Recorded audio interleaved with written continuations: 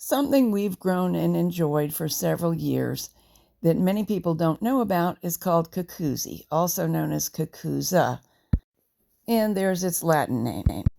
It's a gourd. It can be eaten like a squash, and that's what we do. As you can see, it's a rampant grower.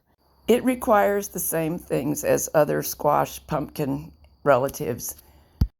That is, plenty of sun, plenty of water because it's a big plant, and as deep and fertile of soil as you can manage.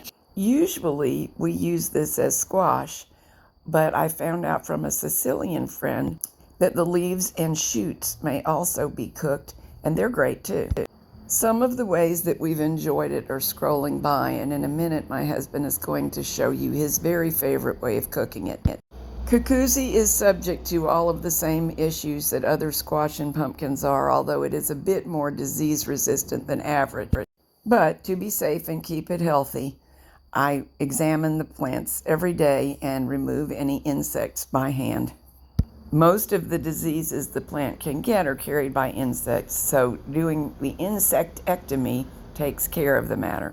The fruits can get enormous, and at the end of the year we let at least one get enormous so as to save seed, but we normally eat them in the 8 to 14 inch size range. The young fruits may be eaten raw, but interestingly they don't get mushy when cooked as regular summer squash does.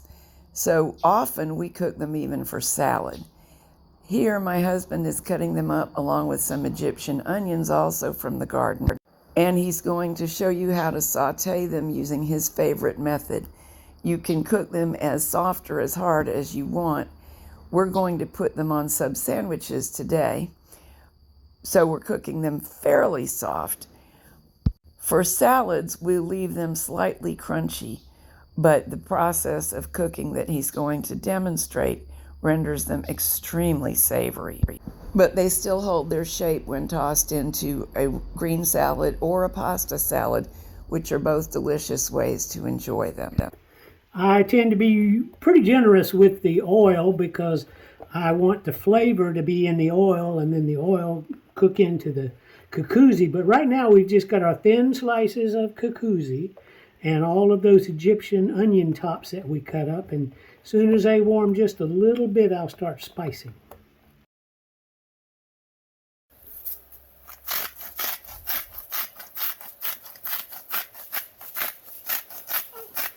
I use a lot of salt on these. They are nicely a mild flavor and they got good crunch. These do benefit from quite a bit of salt. That's why I use the grinder. It tends to flavor them well.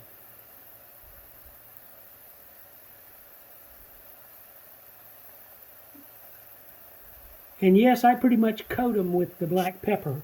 And then as I mix, they all get some. And nothing is complete without just a pinch of garlic. And I use the dried garlic because we're in oil and that'll spread the flavor better.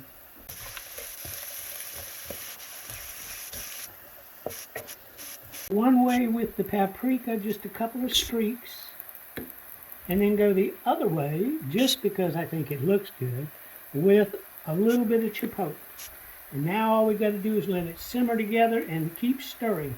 I use a technique that's easy because the Cucuzzi starts out pretty tough, and I just use 2 and flip. One of the wonderful things about cooking this Cucuzzi is to tell if it's done, you really have to eat a piece to make sure it's tender enough. You can serve this with a little Parmesan cheese on top as a vegetable dish.